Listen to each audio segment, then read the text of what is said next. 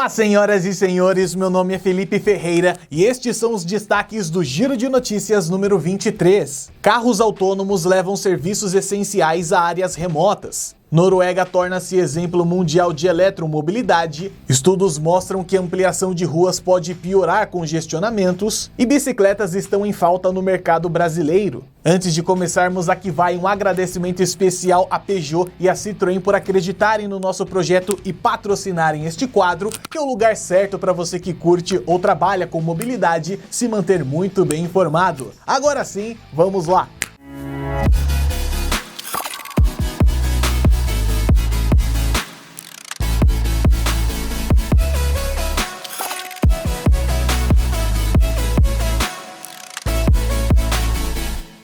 O Citroën C4 Cactus foi eleito o melhor SUV da categoria pelos amantes de tecnologia. Sabe por quê? Ele tem a central multimídia que possibilita o espelhamento via Apple CarPlay ou Google Android Auto enquanto faz sua viagem. E o SUV eleito pela revista 4 Rodas está com uma promoção irresistível. Aproveite esse e outros destaques do SUV C4 Cactus.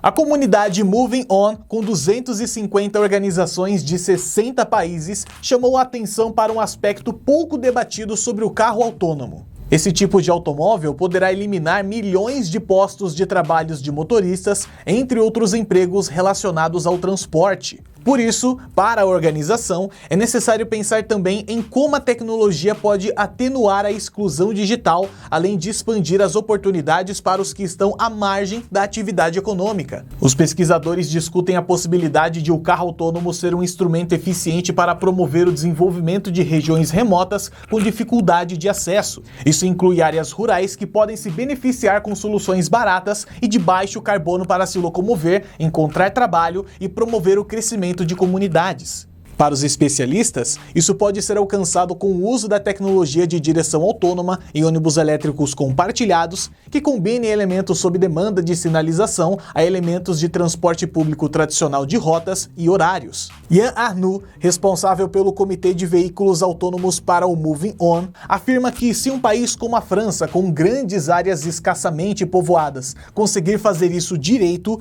o modelo poderá ser expandido para as cidades, as vilas e os subúrbios remotos de outros lugares do mundo, onde milhões de pessoas têm suas vidas limitadas pela falta de opções de mobilidade. Para ele, a viabilidade comercial dos ônibus autônomos em áreas remotas não é muito debatida porque a solução ainda não foi apresentada de forma adequada. Se os veículos com direção autônoma operassem dentro de uma área geográfica específica, ao longo de rotas discretas e supervisionados centralmente, a inteligência e os dados seriam compartilhados por todo o sistema, reduzindo custos. De fato, isso tudo é muito interessante, mas só vamos conseguir descobrir se essa solução seria eficiente em um caso real a partir de 2022. Nessa data, o grupo poderá verificar a partir de experimentos a possibilidade de replicar o modelo para uso generalizado de carros autônomos em áreas remotas. Se você torce para que tudo dê certo, deixe o seu like aqui embaixo. Apesar de ser grande produtora de petróleo, a Noruega sempre manteve consumo baixo desse combustível. Isso porque sua principal matriz energética é a geração hidrelétrica.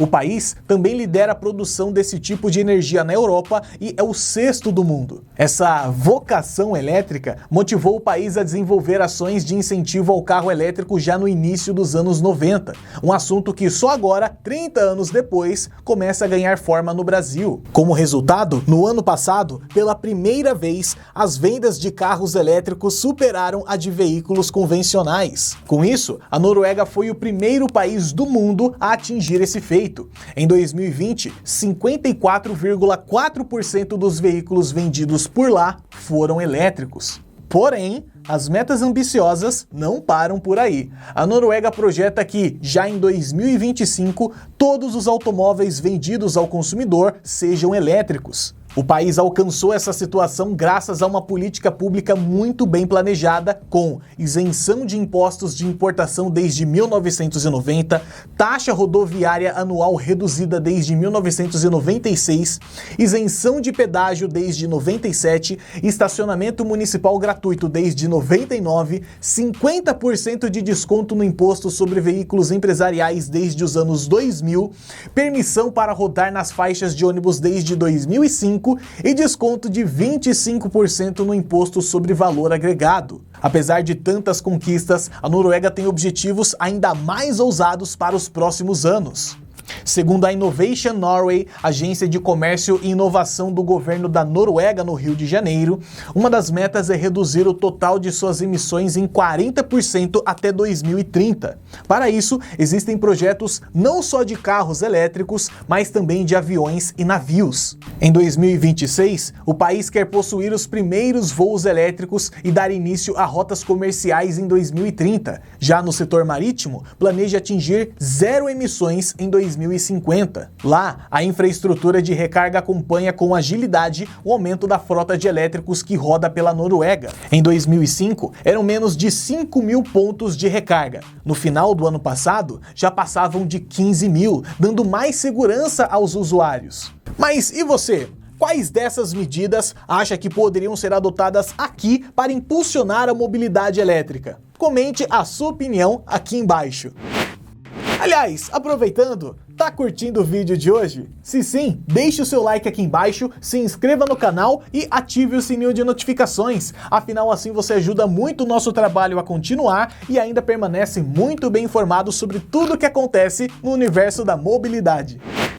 Os congestionamentos estão entre os principais problemas de mobilidade urbana em todo o mundo. Isso faz as autoridades públicas se preocuparem com a construção de novas vias e a ampliação das já existentes. Entretanto, os estudiosos questionam os grandes projetos de infraestrutura viária que consomem vultosos recursos econômicos e modificam a paisagem urbana. Inúmeros levantamentos indicam que a construção de viadutos, novas avenidas e expansão de faixas produzem um efeito contrário ao desejado, o aumento dos engarrafamentos. Robert Moses, urbanista responsável por transformações importantes no panorama de Nova York, foi um dos primeiros a perceber isso.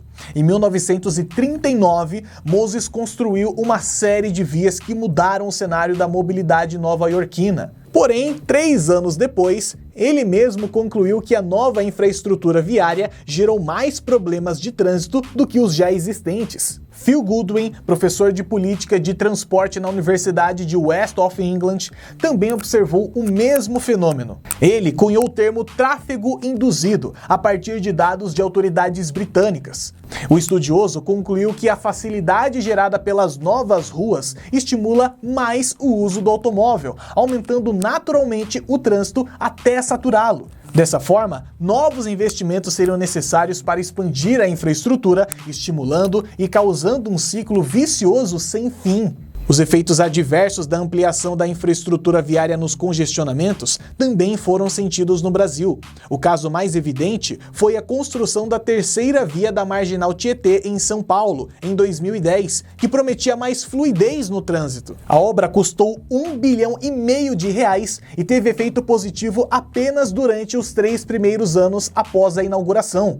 Depois disso, a Companhia de Engenharia de Tráfego, a CET, apontou que a lentidão média em dias úteis da via subiu até 80%. Por outro lado, a redução dos congestionamentos pode ser alcançada pela redistribuição viária do espaço.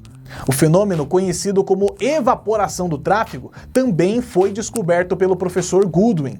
O trânsito tende a desaparecer quando as vias utilizadas para veículos particulares passam a ser destinadas para os modos de transporte mais sustentáveis, como caminhada, bicicleta e transporte coletivo. A conclusão sobre a redistribuição de espaço viário mostra que as pessoas ajustam seu comportamento de forma imprevisível para os modelos de tráfego implantados. Faz todo sentido, não é? A pandemia da Covid-19 impulsionou fortemente a busca pelas bicicletas, mas também trouxe instabilidade à produção. Com isso, o cenário afetou ainda a importação de componentes que perdura até hoje, atingindo diversos mercados no mundo, incluindo o nosso. De acordo com a Aliança Bike, a Associação Brasileira do Setor de Bicicletas, a principal causa do desabastecimento está no fato de que a maior parte dos componentes vem da Ásia, mesmo para bicicletas nacionais. Giancarlo Clini, presidente da associação, revela que o mercado produtor não tem conseguido dar conta da demanda mundial do setor. Ainda há fábricas fechadas por causa das ondas da pandemia, além de indústrias prejudicadas por trabalharem com mão de obra importada de países vizinhos, que restringem a circulação de pessoas. De acordo com Clini, ainda não dá para prever quando a situação será normalizada. No Brasil, as empresas faziam seus pedidos de peças e componentes com 6 meses de antecedência. Hoje, alguns fabricantes pedem um planejamento de 2 anos para a entrega. Não conseguimos ver mudanças no futuro próximo. A pandemia criou uma situação muito atípica, com fábricas trabalhando em sua capacidade total. E não podemos nos esquecer de que muitos locais enfrentam outras ondas de contaminação. Então, temos, neste momento, fábricas fechadas novamente. Com demanda atual muito acima da capacidade ofertada, o setor no Brasil trabalha com planejamento antecipado para pedidos. Apenas como exemplo, nos 5 primeiros meses deste ano, importamos o equivalente a mais de 73% de todos os quadros de bicicletas do ano anterior, 77% dos pedais e pé de velas e superamos todas as importações de luzes para bicicletas feitas em 2020. Os números revelam que, mesmo com as restrições causadas pela falta de peças e componentes, o setor registra aumento expressivo neste ano. Por aqui, seguimos torcendo para que tudo volte à normalidade o mais breve possível. E você, comente aqui embaixo sim ou não. Obrigado por ter assistido esse giro até aqui e ser um inscrito 5 estrelas com a gente. Para ver estas e outras notícias na íntegra, acesse os links que deixaremos aqui embaixo na descrição e, como sempre, compartilhe com seus amigos nos grupos de Facebook e WhatsApp. Meu nome é Felipe Ferreira e até a próxima. Tchau, tchau!